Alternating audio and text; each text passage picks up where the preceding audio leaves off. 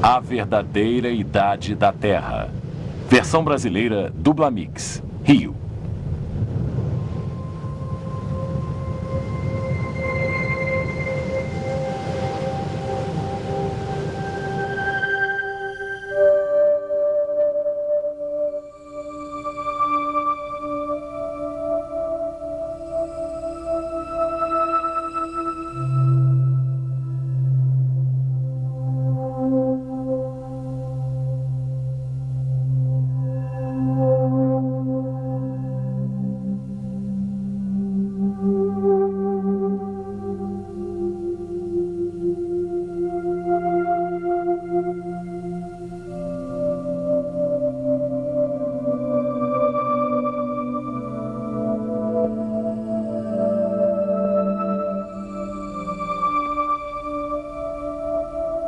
Durante décadas, os cientistas prosseguiram com a teoria evolucionista das origens. De uma Terra que havia sido formada pelo resfriamento lento de uma massa derretida há mais de 4,5 bilhões de anos para criar as rochas que são a base dos continentes, os granitos. Da vida que teve início espontaneamente em algum oceano primeiro e que se desenvolveu durante centenas de milhões de anos para chegar às muitas formas de vida que vemos na Terra hoje. Da longa formação de eras e do ressecamento desses antigos oceanos para produzir rochas sedimentares tais como as do Grand Canyon, onde o próprio desfiladeiro foi esculpido pelo Rio Colorado há milhares de anos. De depósitos de carvão e de petróleo, enterrados em rochas sedimentares por todo o mundo, que presumivelmente exigiram milhões e milhões de anos para serem formados através do acúmulo e da decomposição da vegetação existente em eras passadas. Porém, teriam os cientistas considerado todas as evidências até chegar à sua teoria de uma Terra que se desenvolve desde a antiguidade? E se houvesse evidências nos próprios cânions que demonstrassem que se formaram rapidamente ao invés de terem se formado através de um resfriamento lento? E se houvesse provas que essas formações sedimentares que compõem o Grand Canyon tivessem sido depositadas rapidamente ao invés de lentamente? E se houvesse provas de que o próprio cânion tivesse sido esculpido durante um breve período de tempo através de processos rápidos de erosão? E se houvesse evidências revelando que o carvão e o petróleo podem ser formados rapidamente e o fizeram recentemente? E se houvesse provas que os dinossauros não tenham vivido há milhões de anos, mas há apenas alguns milhares de anos? E se descobríssemos que as leis naturais, o elemento que une a moldura da teoria evolucionária, não podem explicar tudo sobre a história da Terra? Seríamos então forçados a pensar num outro modelo para a história da Terra. Modelo este que reconheceria a possibilidade de que os indícios de mudanças geológicas no passado tenham sido bem maiores do que os observados hoje. Em tal cenário, seria necessário muito menos tempo para que vários fenômenos geológicos ocorressem. Teríamos então todos os ingredientes para concluir que a Terra, na verdade, é bastante jovem. Há, porém, alguma evidência científica publicada que desafia a visão evolucionista de uma Terra antiga e apoia a visão de uma Terra jovem? O cientista Dr. Robert Gentry, enquanto trabalhava no Laboratório Nacional de Oak Ridge, no Tennessee, descobriu isso. Evidências publicadas que põem em dúvida o longo período de existência da Terra. Em 1977, a Rede de Comunicações de Pesquisas publicou um relatório especial de descobertas sobre os resultados das publicações científicas do Dr. Robert Gentry, caracterizando suas implicações conforme segue. Leis físicas atuais podem não ter governado o passado. As rochas da crosta primordial da Terra, ao invés de um resfriamento e solidificação ao longo de milhões de anos, se cristalizaram quase que instantaneamente. Algumas formações geológicas consideradas como possuindo 100 milhões de anos, na realidade, possuem apenas alguns milhares de anos de idade. Admitam tais proposições e qualquer pesquisador irá lhes dizer que toda a estrutura da história das ciências naturais se dissolveria inteiramente. Poucas certezas iriam permanecer. Porém, tais possibilidades e outras igualmente desafiadoras foram sugeridas numa série surpreendente de trabalhos publicados ao longo dos últimos anos em jornais científicos renomados, no Nature, Science e no Anual de Ciência Nuclear, dentre outros. Da Rede de Comunicações de Pesquisas, Relatório de Descobertas 1977.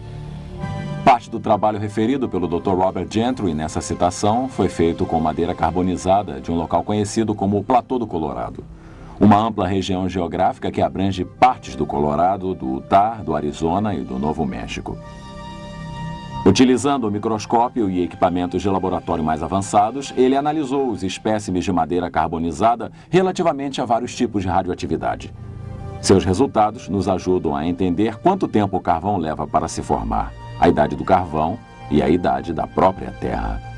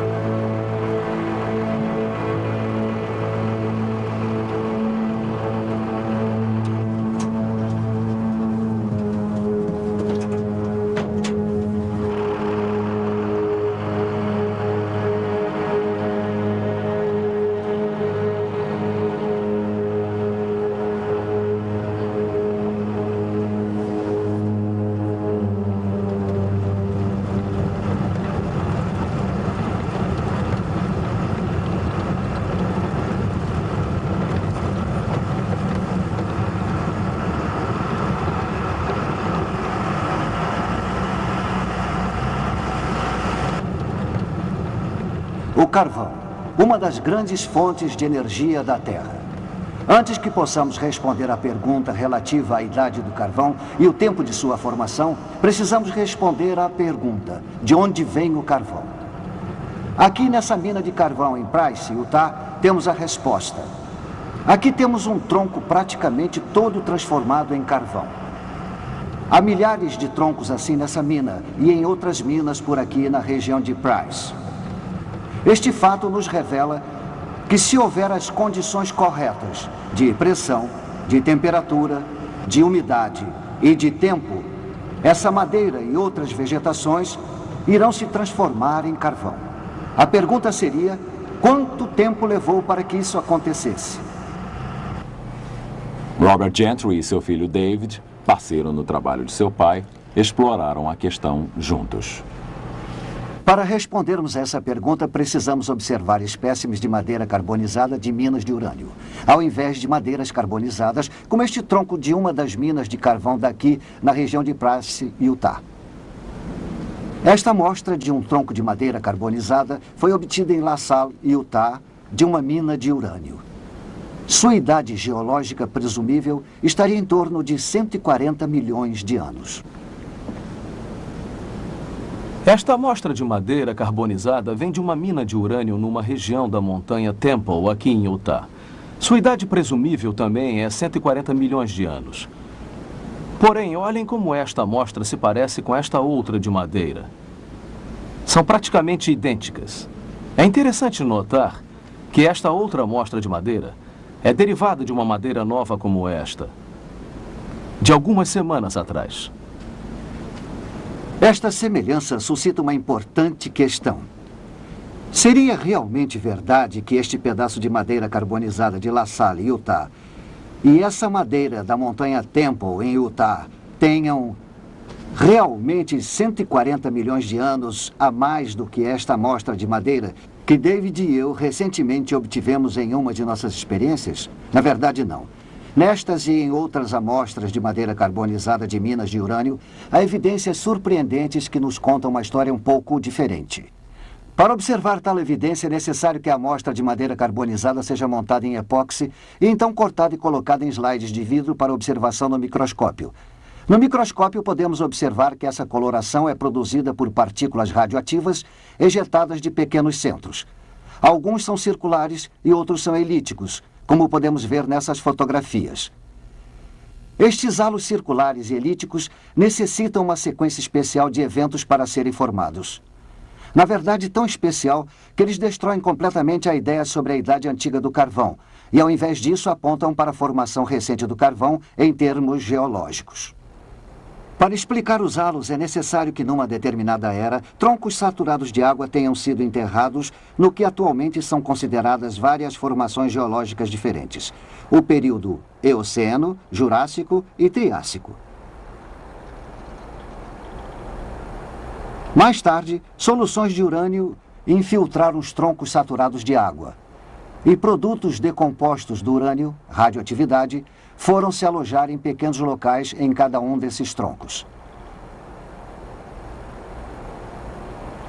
Essa radioatividade se decompôs durante os próximos meses, até uns 6 meses, injetando partículas e produzindo regiões circulares danificadas de radiação, halos ao redor desses pequeninos pontos. Num corte transversal, eles parecem ser circulares. Eles foram formados pela decomposição do polônio circundante derivado da decomposição do urânio. Então houve uma compressão. Algo exerceu pressão na parte superior de todas essas formações. Os troncos foram comprimidos, e quando os troncos foram comprimidos, os halos foram comprimidos. Isso nos leva a um ponto importante. Nós sabemos que os troncos não se transformaram em carvão no momento em que houve a compressão. Aqui temos um pedaço de carvão. O carvão não é passível de ser comprimido, ele se esfacela, como facilmente podem observar.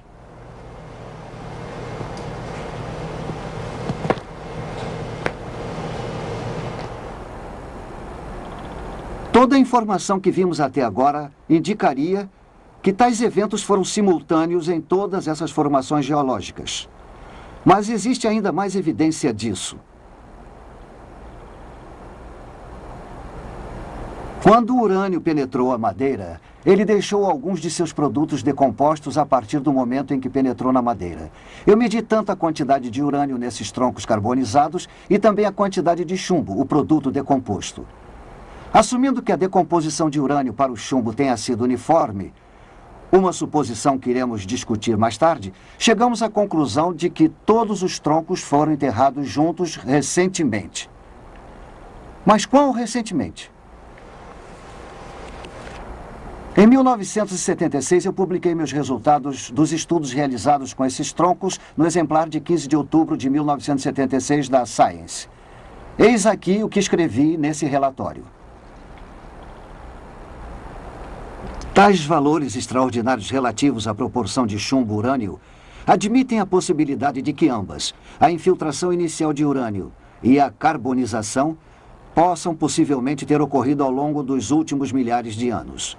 Em outras palavras, eu estava sugerindo que o carvão pode ser formado de maneira bastante rápida em termos geológicos, o que contradizia o pensamento convencional acerca da formação do carvão. Qual foi a reação da comunidade científica a esses novos dados? Eu recebi uma carta do professor Rafael Kasman, da Universidade Estadual de Louisiana, alguns meses após, datada de 27 de janeiro de 1997. Caro Dr. Gentry, eu venho pacientemente examinando a seção de cartas da Science desde a publicação feita pelo senhor e por seus colegas a respeito de seus achados sobre os radiohalos. O silêncio é surpreendente. Eu acho que pode ser interpretado como um silêncio de estupefação. Seus resultados não apenas irão perturbar enormemente o engenheiro, porém seu impacto sobre a ciência da geologia, possivelmente modificando as visões aceitas relativas à duração das eras geológicas, será sentido durante muitos anos. Sinceramente, Rafael G. Kasman. Logo após, o professor Kasman organizou um simpósio. Ele se intitulava Já Era Tempo, 4 bilhões e meio de anos? Teria a Terra mesmo 4 bilhões e meio de anos? Quando os resultados do simpósio foram relatados e publicados no exemplar de setembro de 1978 do GeoTimes, eis aqui o que ele dizia. Apesar dos depósitos de onde a madeira carbonizada tenha sido obtida sejam considerados como sendo pelo menos da era Cretácea e possivelmente das eras Jurássicas e Triássicas, a proporção entre o urânio 238 e o chumbo 206 deveriam ser baixas. Ao invés disso, foram encontrados halos com proporções de urânio-chumbo que variavam desde cerca de 2.200 até acima de 64.000. Se as proporções de isótopos forem usadas como base para o estabelecimento da idade geológica, então as idades atualmente aceitas podem estar elevadas a um fator de 10.000, admitindo a possibilidade de que as idades da formação devam ser medidas em milênios. Traduzindo, isso significa vários milhares de anos para a formação do carvão e todas as formações geológicas. Tal afirmação permaneceu intacta e não foi refutada pela literatura científica desde sua publicação em 1976. E podemos, portanto, tirar mais conclusões a respeito dos dados.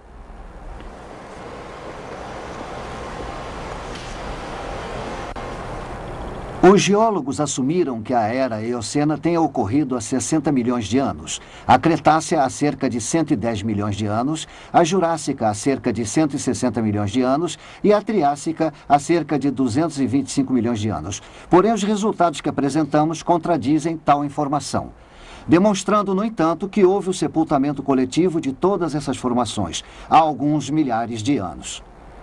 Tais resultados levam à origem e a idade do carvão onde for encontrado. Baía do Monte Catherine, Austrália. Não distante dessa área costeira, com seus marcos geográficos de montanhas planas, há um objeto de extremo interesse geológico: uma árvore antiga. Os restos fossilizados dessa árvore podem ser vistos se estendendo ao longo de 3,5 metros de camadas sedimentares entre dois veios de carvão que aqui se encontram.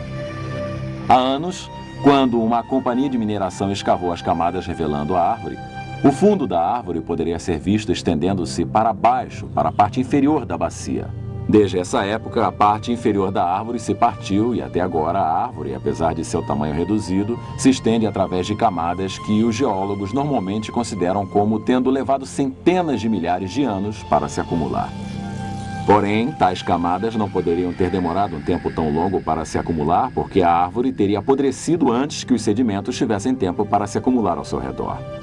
E então, esta árvore é o testemunho mudo para seu catastrófico sepultamento de pelo menos 2 sequências de depósito de cinzas vulcânicas.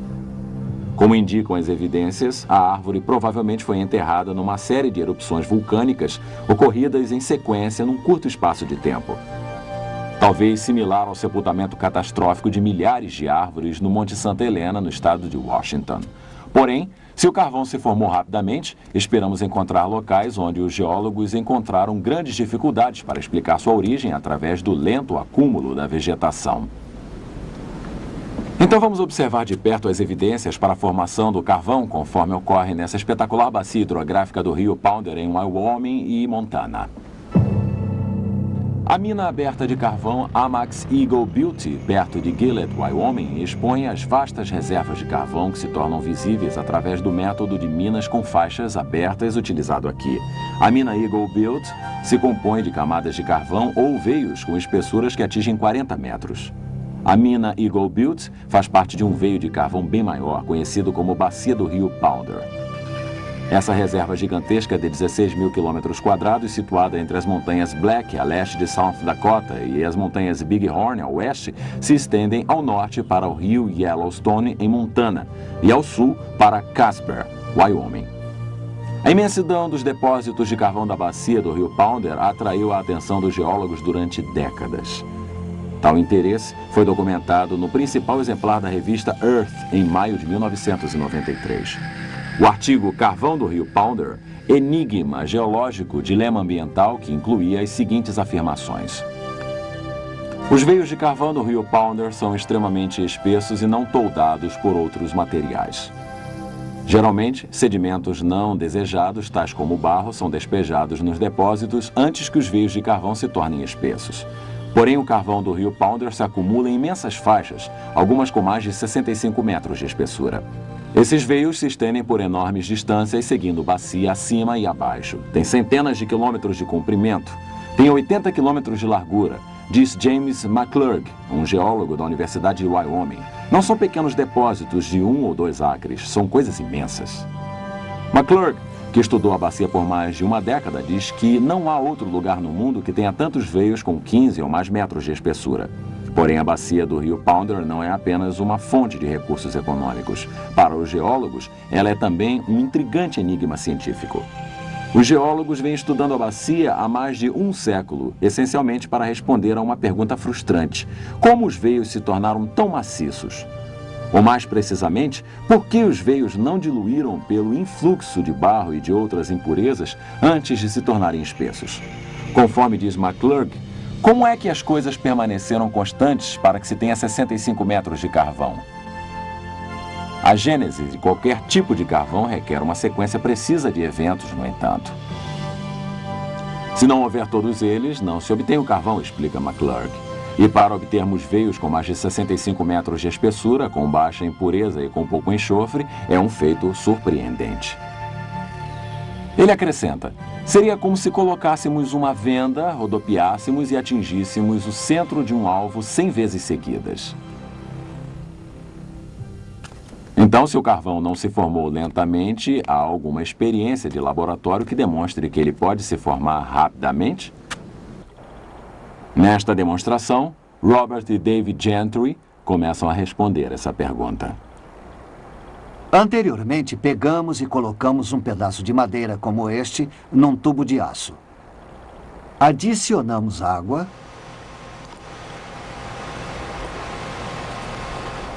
Então lacramos. O próximo passo é colocá-lo no forno a uma temperatura de 165 graus centígrados por 2 semanas. E agora estamos prontos para examinar os resultados dessa experiência.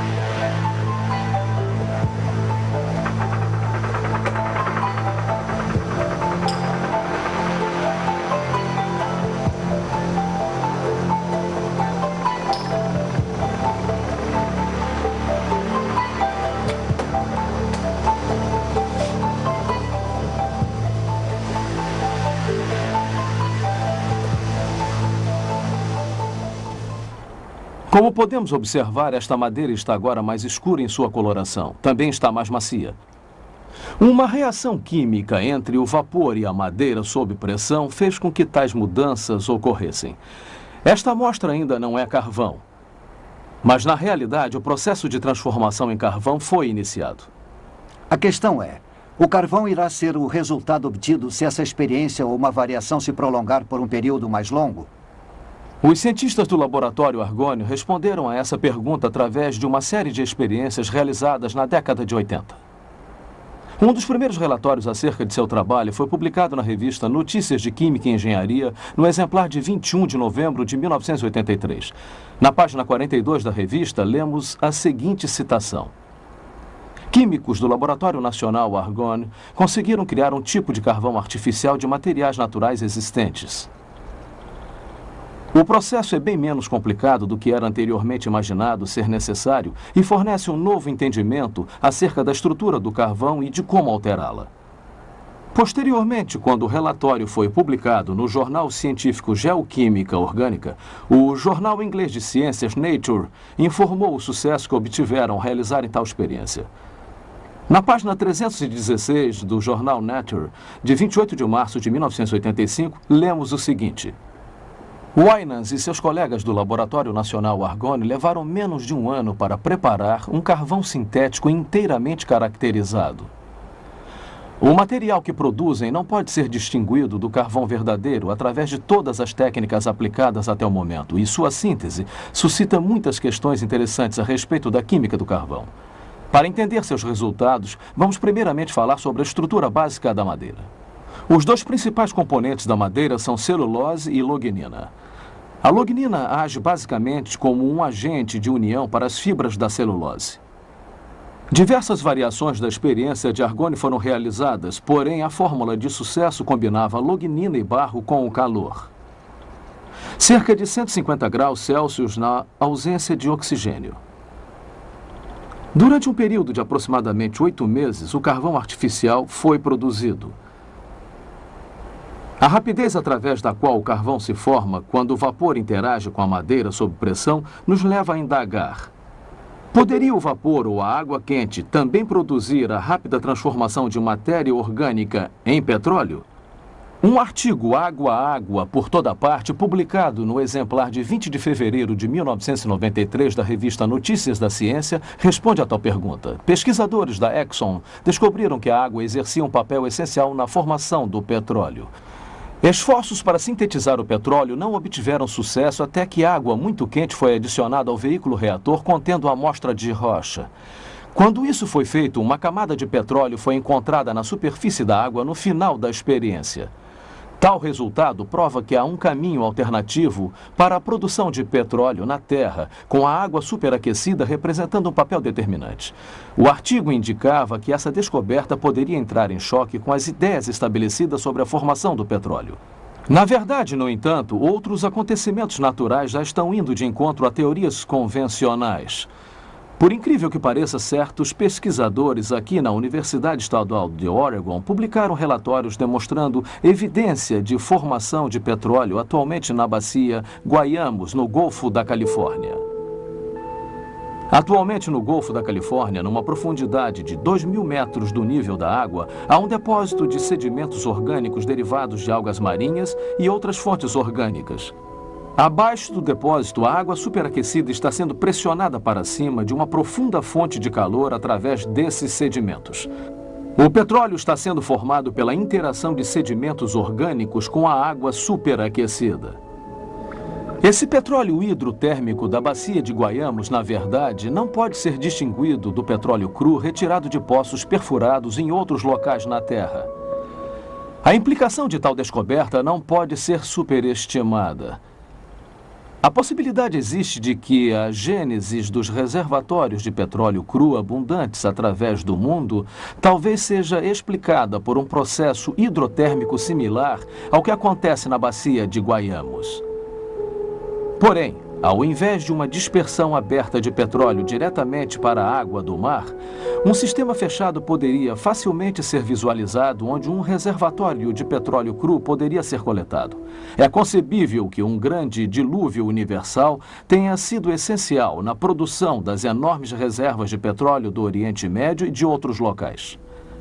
A vasta quantidade de vegetação coberta por tal inundação, misturada a uma água superaquecida, como a detectada na bacia de Guayamos, poderia produzir petróleo nos volumes que vemos hoje em dia.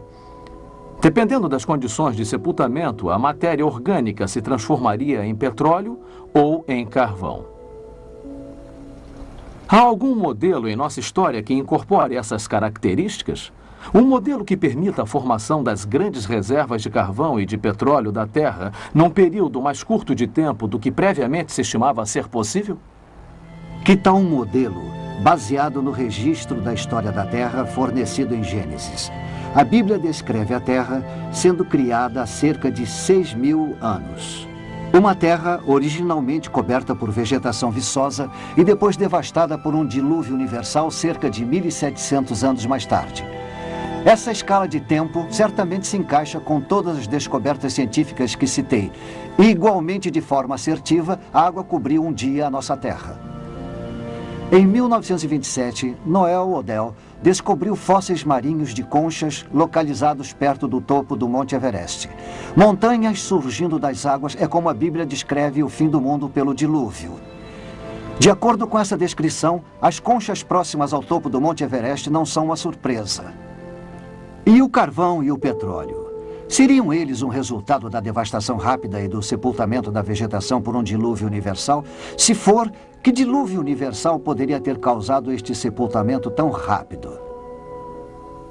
A Bíblia fala de fontes das profundezas vindo à tona e menciona erupções vulcânicas e de bacias oceânicas pré-diluvianas. Isso é significativo, porque pesquisadores do oceano recentemente encontraram uma área no soalho do Oceano Pacífico com uma concentração de mais de 1.000 vulcões.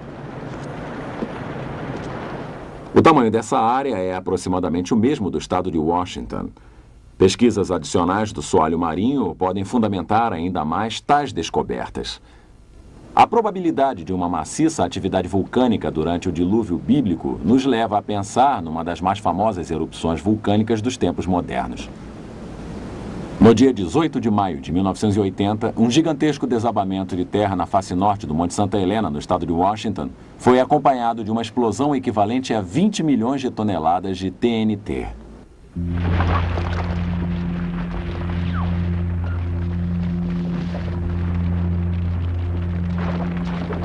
Essa explosão transversal de vapor superaquecido, cinzas vulcânicas e de pó demoliu mais de 240 quilômetros quadrados de florestas, quebrando árvores gigantescas como se fossem palitos. Os escombros do deslizamento de terra mergulharam no Lago Spirit, criando um colossal canal que cobriu a parte lateral da montanha a mais de 270 metros acima de seu nível antes da erupção. Uma espessura de 100 metros de novos sedimentos foram jogados no lago, fazendo com que seu nível de superfície ficasse 80 metros mais alto do que antes da erupção. Um número maciço de árvores arrancadas pela explosão foram levadas para o Lago Spirit através do gigantesco canal. A força catastrófica da água acumulando-se e levando consigo enormes quantidades de vegetação pode ser vista aqui. Os troncos que flutuam no Lago Spirit representam apenas a metade de seu volume original, porque a outra metade submergiu para o fundo. Se o Monte Santa Helena tivesse entrado em erupção debaixo d'água, enormes ondas, centenas de vezes maiores do que o canal do Lago Spirit, teriam feito com que o material da erupção fosse levado por grande parte da Terra antes de se acomodar. Se milhares desses vulcões estivessem ativos, podemos começar a imaginar o efeito destrutivo que um dilúvio universal poderia causar na topografia da superfície da Terra. Isso nos leva a perguntar, poderia um dilúvio universal, conforme descrito na Bíblia, ser capaz de explicar outros fenômenos geológicos, tais como o Grand Canyon? Alguns geólogos de bom grado acreditariam que os depósitos sedimentares foram assentados há milhões de anos. Mas o que querem que acreditemos não é absolutamente verdade. Acontece que a geologia do Grand Canyon se adapta a um modelo baseado na ocorrência de um grande dilúvio universal. Numa tentativa de se saber de onde vieram as águas do dilúvio, para onde foram depois do dilúvio e que acontecimentos geológicos ocorreram durante o dilúvio, procuramos Dr. Walter Brown, ex-chefe de estudos científicos e tecnológicos na Universidade de Guerra Aérea e um professor assistente da Academia da Força Aérea dos Estados Unidos. Seu desenvolvimento da teoria da hidroplaca fornece ao subsídio que desvenda muitos mistérios acerca do dilúvio e seus efeitos. Podemos ver em nosso planeta 17 características estranhas que agora podem ser sistematicamente explicadas com o resultado de uma inundação global cataclísmica, cujas águas surgiram de câmaras subterrâneas com uma liberação de energia que excederia a explosão de 10 bilhões de bombas de hidrogênio. Essa explicação nos demonstra com que velocidade as grandes montanhas são formadas. Ela explica os depósitos de carvão e de petróleo, o rápido afastamento continental, porque os soalhos marinhos possuem valas e centenas de desfiladeiros e vulcões. Ela explica a formação da camada estratificada e os registros de fósseis, as chamadas eras glaciais e os principais desfiladeiros em terra, principalmente o Grand Canyon. A era pré-diluviana provavelmente era constituída de um enorme supercontinente contendo uma vegetação viçosa, mares, rios e pequenas montanhas. De acordo com a teoria da hidroplaca, a era pré-diluviana possuía uma grande quantidade de água subterrânea, mais ou menos a metade da que hoje em dia temos em nossos oceanos. Esta água ficava em câmaras interligadas, formando uma fina casca respiradora, mais ou menos uns 800 metros de largura, talvez uns 16 quilômetros abaixo da superfície da Terra. O aumento da pressão na câmara de água subterrânea expandiu a crosta acima. É uma pressão exuberante, que é quando a pressão interna aumenta. A falha na crosta começou com uma rachadura microscópica que cresceu em ambas as direções, quase a 5 quilômetros por segundo. A rachadura, seguindo o caminho da menor resistência, circulou o globo em mais ou menos 2 horas. Enquanto a rachadura corria pelo globo, a crosta acima se abriu com um rasgão num tecido extremamente esticado. A água subterrânea sofria uma enorme pressão por causa do peso de 16 quilômetros de rochas pressionando sobre ela. Então a água explodiu violentamente para fora da ruptura. Os cálculos demonstram que, ao longo dessa rachadura que circundava o globo, fontes de água saíam em jatos supersônicos a mais de 30 quilômetros para a atmosfera. O borrifo dessas enormes fontes ocasionou chuvas torrenciais como a Terra jamais havia sofrido, tanto anterior como posteriormente. A Bíblia afirma que todas as fontes das grandes profundezas surgiram num só dia. E ela descreve tais acontecimentos há cerca de 4.500 anos atrás, o que agora podemos reunir cientificamente numa ordem de causa e efeito com a teoria da hidroplaca. As fontes das profundezas e a expansão do vapor produziram ventos violentos. Parte da água saindo em jatos acima da gélida estratosfera congelou, e cristais de gelo causaram enormes tempestades de neve, enterrando, sufocando e instantaneamente congelando vários animais. As fontes de alta pressão causaram erosão na rocha em ambos os lados da fenda e até mesmo através dos conteúdos lamacentos de muitos mares no período pré-diluviano, enormes volumes de sedimentos se espalharam através dessa água lamacenta por toda a Terra. Os sedimentos foram ficando retidos, enterrando plantas e animais, formando os registros de fósseis. A vegetação levada pela inundação seguiu para regiões onde se acumulou e se decompôs em carvão e em petróleo através de processos que podemos repetir hoje em laboratório. Experiências demonstram que, à medida que a erosão alargava a fenda, sua largura se tornou tão grande que as rochas, pressionadas embaixo da câmara subterrânea, se ergueram, dando origem à cordilheira oceânica que se estende ao longo da Terra como a costura de uma bola de beisebol. As placas continentais, as hidroplacas, ainda com água lubrificante abaixo delas, escorregaram para baixo, afastando-se da cordilheira atlântica que surgia. Depois que as maciças placas continentais lentamente desaceleradas atingiam velocidade de cerca de 60 km por hora. Chegaram até locais de resistência, se comprimiram e se enrugaram, e se tornaram mais espessas e se curvaram. As partes das hidroplacas que se curvaram para cima formaram montes. As que se curvaram para baixo formaram valas oceânicas. E é por isso que essas características são geralmente paralelas às cordilheiras oceânicas de onde deslizaram. As hidroplacas, ao deslizarem, afastando-se das cordilheiras oceânicas, abriram profundas bacias oceânicas, para onde as águas inundadas se represaram. Toda a bacia continental reteve naturalmente a água, formando vários lagos. Cada lago, formado por chuvas ou por águas drenadas de elevações maiores, derramou sobre sua margem na parte mais baixa de sua margem, ocasionando a erosão de um pequeno entalhe na margem, permitindo que mais água fluísse pelo entalhe com maior rapidez, fazendo os depósitos sedimentares ficarem mais profundos.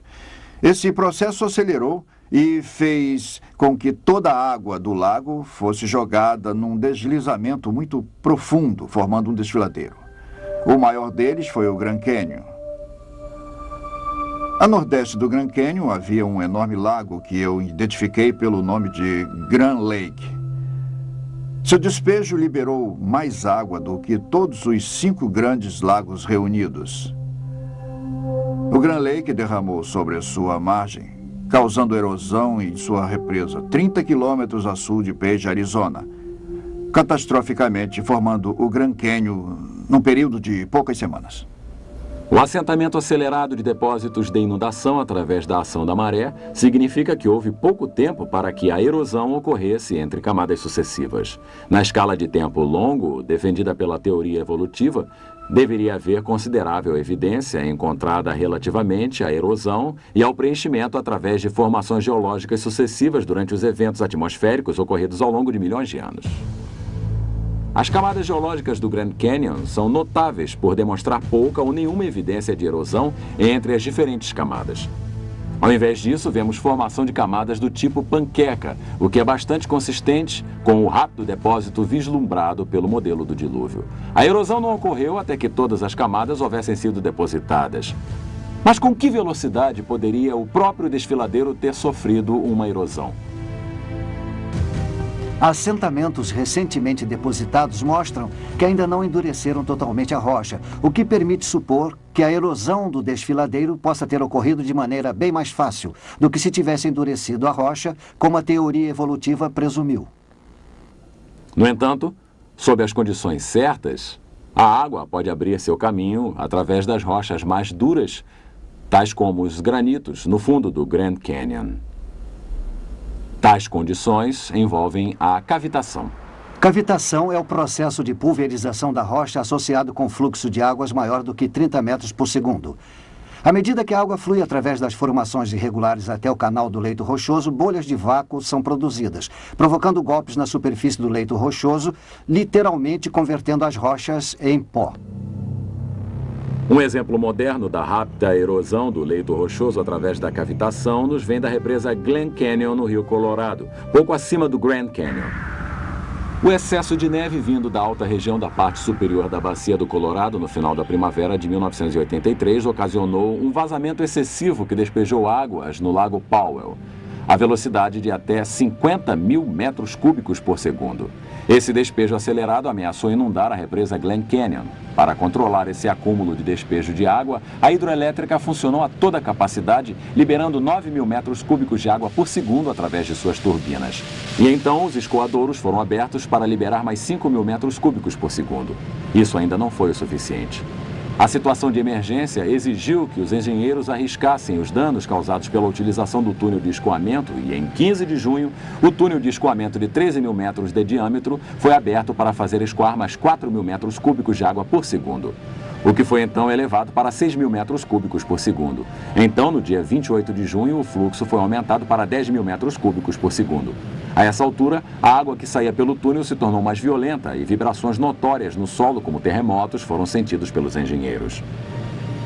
Grandes blocos de concreto e pedras do rio foram arremessados pelo túnel de 13 metros de diâmetro. Após o fechamento do túnel de escoamento, a equipe de pesquisa descobriu extensos danos causados por cavitação.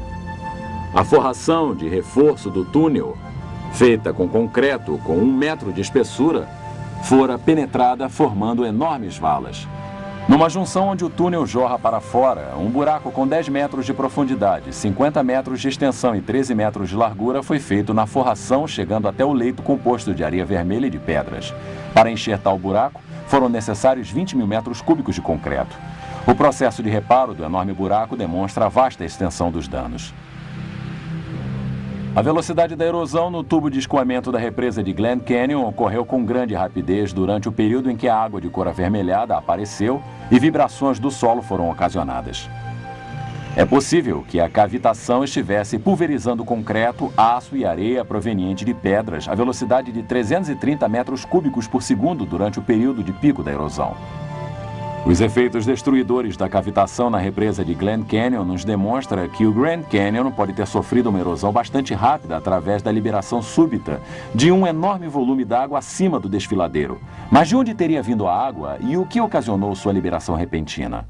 Os estudos do Dr. Brown sobre o Grand Canyon fornecem uma das melhores respostas. A maioria das pessoas aprende que o poderoso Rio Colorado esculpiu o Grand Canyon há milhões de anos. Porém, se as pessoas pudessem estudar o Grand Canyon de um avião, elas poderiam ver sua imensidão e o quão pequeno aquele rio realmente é em relação ao próprio Canyon. Não existe rio na Terra que possa esculpir esse enorme buraco no solo, mesmo que ao longo de bilhões de anos. Se o Rio Colorado esculpiu o Grand Canyon, a primeira pergunta que devemos fazer seria: onde os sedimentos que sofreram erosão terminaram? Deveria haver um delta de rio muito grande no final do Rio Colorado. Não existe. Além do mais, os geólogos não conseguem localizar nenhum delta de rio perto dessa região do mundo. Então, precisamos nos perguntar onde foram parar os sedimentos. Em vários locais dessa plataforma, que está diante do Grand Canyon, há pequenas montanhas ou picos. Suas camadas nos revelam uma história fascinante.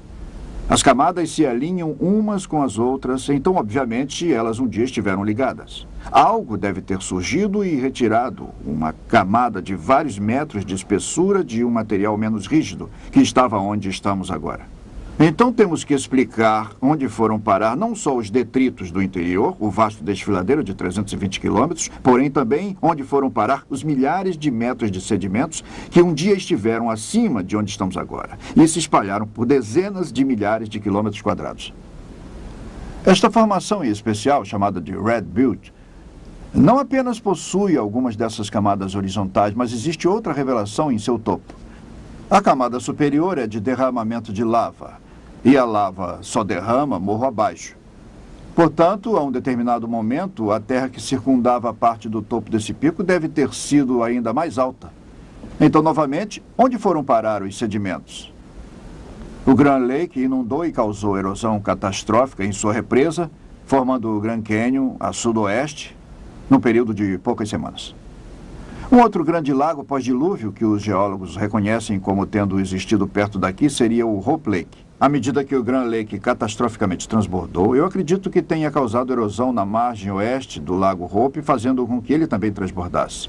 Onde foi parar todo o sedimento? Foi levado para a região sul do Arizona, parte da Califórnia e Nevada rapidamente. As evidências que apoiam o dilúvio mundial descrito pela Bíblia há cerca de 4.300 anos estão aumentando. Quanto ao Grand Canyon, o dilúvio explica como as camadas sedimentares foram rapidamente depositadas enquanto as águas subiam, e como rapidamente sofreram erosão à medida que a água baixava. Nós também vimos onde foram parar os sedimentos. E assim como observamos provas do rápido sepultamento de vegetação pré-diluviana para produzir o carvão e o petróleo que temos hoje, veremos agora evidências fósseis do sepultamento rápido de formas de vida pré-diluvianas. De fato, as mais surpreendentes provas do depósito rápido de sedimentos da inundação vêm de fósseis bem preservados encontrados em certas regiões da Terra. Talvez as melhores provas fósseis do sepultamento rápido de plantas e da vida marinha esteja no sudoeste do Wyoming, no Monumento Nacional Fossil Butte. Durante os últimos 100 anos, cientistas e colecionadores particulares coletaram milhares de fósseis totalmente conservados para a ciência no interior do monumento. Aqui mesmo em Fossil Butte, existe uma surpreendente coleção diversificada de fósseis de tartarugas, folhas de palmeiras, crocodilos, folhas, insetos, galhos com frutos ainda intactos. Existem até fósseis de arraias, cujo esqueleto e cartilagens sabemos que se desintegram rapidamente, provando que todas essas formas de vida foram enterradas de maneira realmente rápida. Mas isso não é tudo. Talvez a mais espetacular evidência do sepultamento rápido de todos os fósseis dentro do monumento sejam os bilhões de mais de 20 espécies de peixes. Esta rocha de lava que está no centro de visitantes do monumento, que mede cerca de 3 metros por 1,5 metros, demonstra de maneira vívida alguns exemplares de tal número. De maneira espantosa, muitos dos peixes não apenas retiveram todo o seu esqueleto, porém seus dentes, suas delicadas escamas e a pele também. O vasto número de fósseis em Fossil Butte apresenta para os geólogos evidências para a solução de vários mistérios. Com 2 títulos, Condições Ideais para a Criação de Fósseis e Mistérios Não Solucionados, o catálogo do Serviço Nacional de Parques sobre Fossil Butte revela as contradições que resultam quando utilizamos uma escala de tempo de antiguidade para explicar o sepultamento rápido. De um lado, especula sobre a existência de um lago onde muitos animais e plantas provavelmente tenham morrido de morte natural. Por outro lado, as evidências nos forçam a concluir que, em diversas ocasiões, um enorme número de peixes foi morto repentinamente. A publicação equaciona essas diversas ocasiões de sepultamento rápido pela precipitação de carbonato de cálcio, a camada primária de rochas que envolve os fósseis ano após ano durante centenas de milhares de anos. Este é um cenário realmente inacreditável. Que essa enorme quantidade de peixes tenha se reproduzido num curto período de tempo para ser varrido por uma catástrofe subsequente, aproximadamente um ano depois, e que isso tenha se repetido por centenas de milhares de vezes. Os paleontólogos deveriam ter notado há muito tempo a falácia de tal cenário. Pelo menos se não houvesse outro motivo, observando a bela folha de palmeira totalmente preservada, porque simplesmente as palmeiras não crescem na água e suas folhas não são arrancadas por brisas. Somente uma catástrofe de enormes proporções pode ser responsável pelos fósseis totalmente preservados de Fossil Butte. As rochas que lá existem são como a maioria das rochas do Grand Canyon, primariamente compostas de carbonato de cálcio. Todas tiveram uma origem comum: a erupção de gases vulcânicos com lodo sendo arremessado da bacia dos oceanos pré-diluvianos. Essa base comum, unida às evidências de depósito rápido e ao sepultamento, nos revelam simplesmente que Fossil Butte e o Grand Canyon seriam originários do mesmo acontecimento avassalador, a catástrofe do Grande Dilúvio Universal. Mas haveria alguma outra evidência confirmatória de que Fossil Butte tem apenas a idade do dilúvio? A resposta é sim. Os geólogos repetidamente identificaram o sítio geológico de Fossil Butte como pertencente ao período Eoceno, que eles imaginam tenha ocorrido de 50 a 60 milhões de anos. Porém, já vimos através de meu estudo sobre madeira transformada em carvão que o período Eoceno se encaixaria no quadro da Era do Dilúvio Universal, somente há alguns milhares de anos. Não há dúvida de que o acontecimento total de Fossil Butte se encaixe no quadro de um dilúvio universal e de uma Terra com idade ainda jovem. E ainda mais, nem tudo foi enterrado no primeiro dia do dilúvio. As águas subiram durante 40 dias. Animais terrestres suficientemente grandes para sobreviver durante parte desse período deixaram registros surpreendentes de seus esforços para escapar das águas que subiam. Tal registro é encontrado no carvão e é realmente fascinante.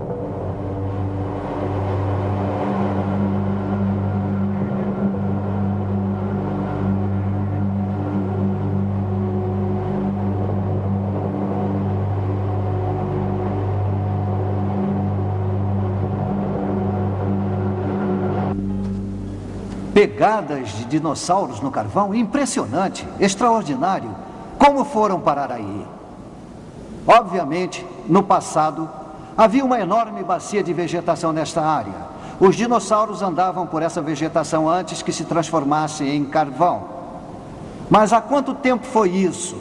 Qual a idade dos dinossauros? É isso que nós queremos saber. E essa outra pegada de dinossauro nos conta a história. Está aqui num desses troncos carbonizados, na mina de carvão em Price, Utah. Na verdade, está apenas a 33 metros de distância do tronco carbonizado que vimos anteriormente. Por isso, sabemos que, seja qual for a idade do tronco carbonizado, os dinossauros seriam da mesma idade.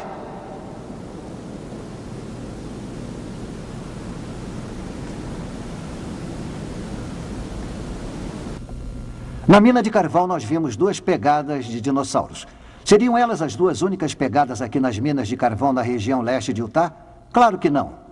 Aqui, no Museu Pré-Histórico da Universidade de Utah do Leste, vejam o que foi retirado dessas minas de carvão. Olhem só quantas pegadas de dinossauros, de diferentes tamanhos. Algumas de dinossauros carnívoros, outras de dinossauros herbívoros. Por que estariam todos juntos? Para explicar isso, vamos dar uma olhada no mapa de fósseis de Kerr-Haworth, que diz que há pelo menos 8 tipos diferentes de pegadas nos 100 metros da superfície do teto da mina. Aqui no próprio mapa podemos ver todas as pegadas nos troncos carbonizados. De acordo com o que está escrito, os dinossauros andavam por um pântano. Estudos, porém, nos revelam que isso não pode ter sido verdade. Não existe pântano no mundo que pudesse preservar tais pegadas. Todos esses dinossauros estavam juntos por uma razão. Estavam tentando escapar das águas emergentes de um dilúvio universal. Esses quadros nos ajudam a ilustrar como as pegadas podem ter sido formadas na época do dilúvio e por que existem registradas em carvão até hoje. A era pré-diluviana era coberta de vegetação viçosa. Havia beleza por toda parte. Então veio o dilúvio. Chuvas torrenciais e a explosão das fontes das grandes profundezas fez com que a viçosa vegetação da terra fosse arrancada e levada pelas águas do dilúvio. Tal vegetação se acumulou em grandes tapetes e posteriormente foi depositada pelas marés e pela chegada de ondas gigantescas produzidas por atividade vulcânica. Nos oceanos pré-diluvianos, cada ação da maré deixou seu depósito de sedimentos dentro ou sobre a camada de vegetação.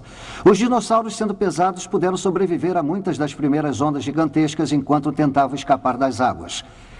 Quando as águas baixaram, os dinossauros continuaram sua busca por terrenos mais altos. Eles deixaram suas pegadas nos sedimentos que haviam sido depositados sobre a vegetação.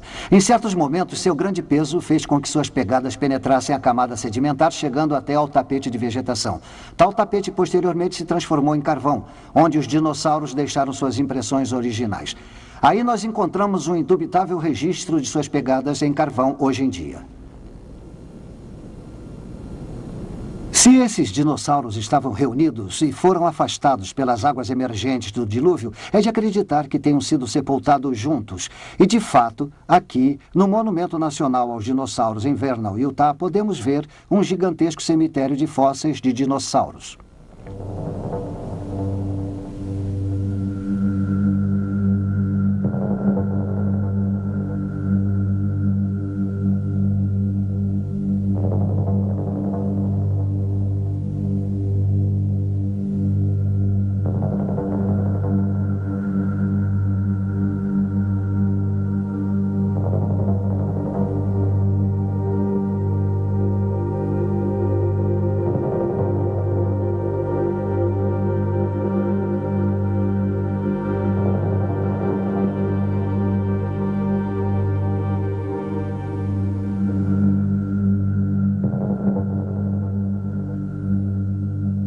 Vamos tirar algumas conclusões acerca da idade dos dinossauros e da idade dos peixes encontrados no Monumento Nacional de Fossil Butte. Aqui no Monumento Nacional aos Dinossauros, há uma placa que diz que esses ossos de dinossauros têm a idade de 145 milhões de anos, a chamada Era Jurássica. Porém, sabemos que isso não pode ser absolutamente verdade. Vocês lembram de nossos resultados a respeito da madeira carbonizada? Ali nós encontramos o desmoronamento das eras geológicas. A Era Eocena, a Cretácea, a Jurássica e a Triássica. Nós descobrimos que todas elas estariam reunidas há apenas milhares de anos. Os fósseis de peixes no período Eoceno, os dinossauros nos períodos Cretáceo, Jurássico e Triássico. Tudo isso é descartado para ter acontecido há apenas alguns mil anos, durante a época do dilúvio universal.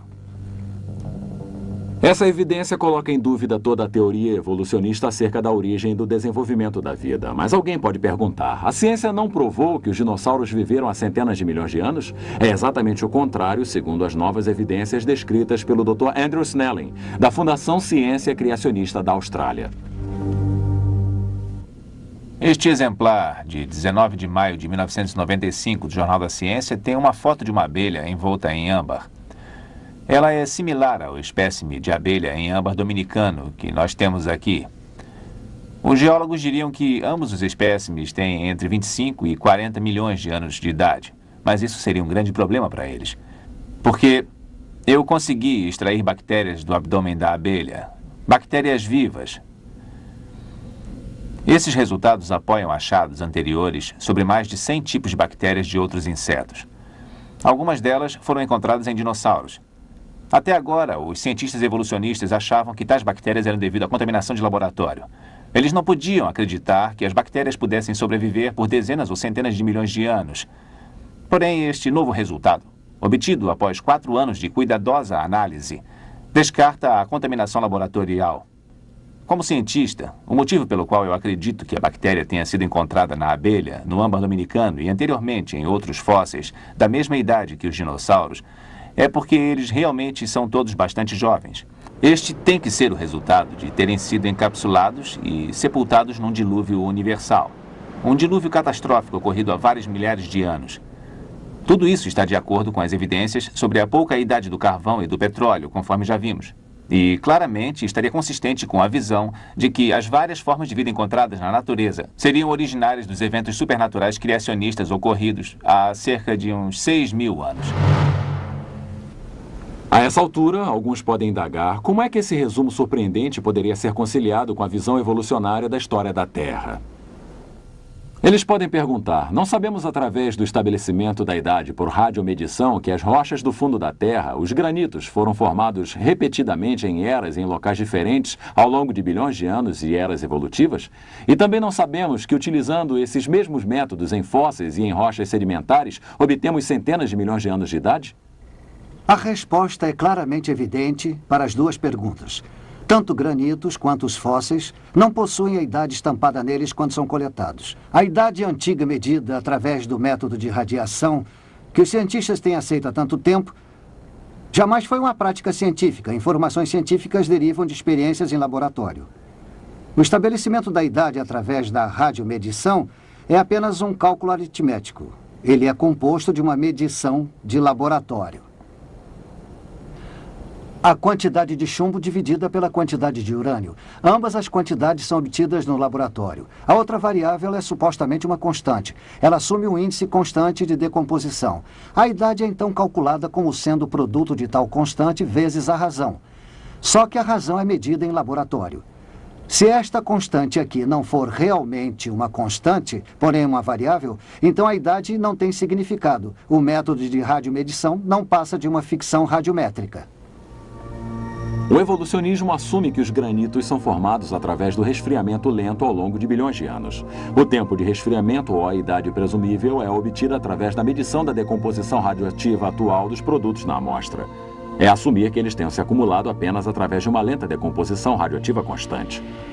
Porque a teoria evolutiva equaciona a idade radioativa com o tempo de resfriamento, qualquer evidência demonstrando que os granitos se formaram rapidamente, basicamente demonstra sua criação simultânea. Por conseguinte, a premissa de decomposição radioativa constante e a inferência de idade avançada são invalidadas. E, de fato, há evidências científicas de sua criação simultânea.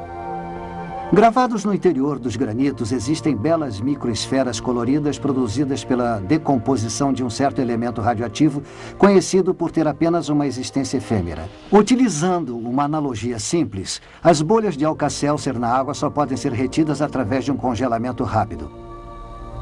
De modo similar, o registro microscópico de elementos em veloz decomposição radioativa em granitos existe somente porque tais rochas foram instantaneamente criadas em forma sólida. Se elas fossem criadas por resfriamento lento, os vestígios radioativos teriam desaparecido no processo sem deixar qualquer registro visual. Este registro da criação instantânea é encontrado em granitos por todo o mundo. Além disso, sua existência em granitos de várias idades radiométricas diferentes demonstra que foram todos criados ao mesmo tempo. Isso faz desmoronar todo o fundamento das eras geológicas. As centenas de milhões de anos de resfriamento que os geólogos achavam que eram necessários para a formação do gigantesco monolito El Capitan são reduzidos para menos de alguns minutos. Qual o impacto que tais evidências causam sobre a idade da Terra? De forma muito significativa. A criação simultânea de diversos granitos nos informa que suas diversas idades radiométricas estão erradas, que algo está errado. Anteriormente descobrimos que havia apenas uma incerteza nos cálculos da idade radiométrica. Tal incerteza seria assumir um índice de decomposição uniforme. Agora sabemos que houve uma mudança no índice de decomposição em algum momento no passado. Minha visão é de que realmente, na época do dilúvio, houve uma ampla modificação e um aumento no índice de decomposição radiométrica. A radioatividade não pode, então, ser utilizada para estabelecimento da idade até depois do final da modificação do índice de decomposição. Qualquer esforço para utilizar a radioatividade para o estabelecimento da idade anterior a essa época certamente nos levará a um resultado errôneo. Outras evidências relativas à mudança no índice de decomposição e a respeito da pouca idade da Terra advêm de meus estudos sobre o núcleo de granitos de um sítio de escavação profunda no Novo México. Na década de 70, o Departamento de Energia perfurou uma profundidade de 4.600 metros com a finalidade de saber se poderiam extrair energia do calor existente nas profundezas da Terra. Eu retirei amostras de profundidades de 1.040 metros até os 4.600 metros. A finalidade era de extrair pequenos microscópicos zircônios, um mineral dos granitos que possui urânio. O resultado de tais investigações acerca dos zircônios foram publicados na Geophysical Research Letters em 1982. Os meios círculos laranja aqui representam os pequenos zircônios nos granitos em diferentes profundidades. O primeiro, a 1.040 metros, a uma temperatura de 105 graus centígrados, descendo até uma profundidade de 4.663 metros, a uma temperatura de 313 graus centígrados, 3 vezes o ponto de ebulição da água. Agora vamos assumir que tais zircônios estivessem preenchidos com hélio num determinado tempo. Os pontos acima dos zircônios representam a velocidade com que os zircônios perdem o hélio, nas diferentes profundidades. Obviamente, o mais aquecido com a maior profundidade irá perder o hélio com mais velocidade do que o mais alto a 1.140 metros. Após um período de tempo, esperaríamos que, de fato, o zircônio mais próximo da superfície, a 1.140 metros, ainda possuísse o maior volume de hélio em si. O outro, que se encontrava na maior profundidade, com a temperatura mais alta, teria agora a menor quantidade de hélio, bem pequena.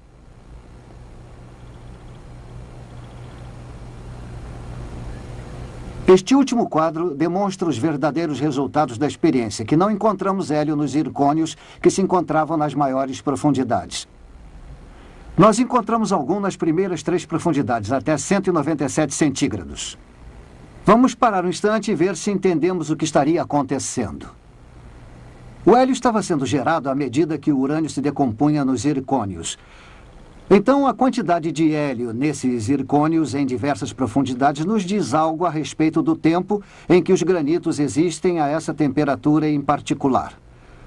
O resultado físico real da experiência é apresentado no próximo quadro. Eles só serão significativos se fizermos uma comparação entre o que esperávamos encontrar se de fato a Terra tivesse 4,5 bilhões de anos. Pelo que vimos anteriormente, a quantidade esperada de hélio, se a Terra tivesse 4,5 bilhões de anos, seria somente uma quantidade pequena.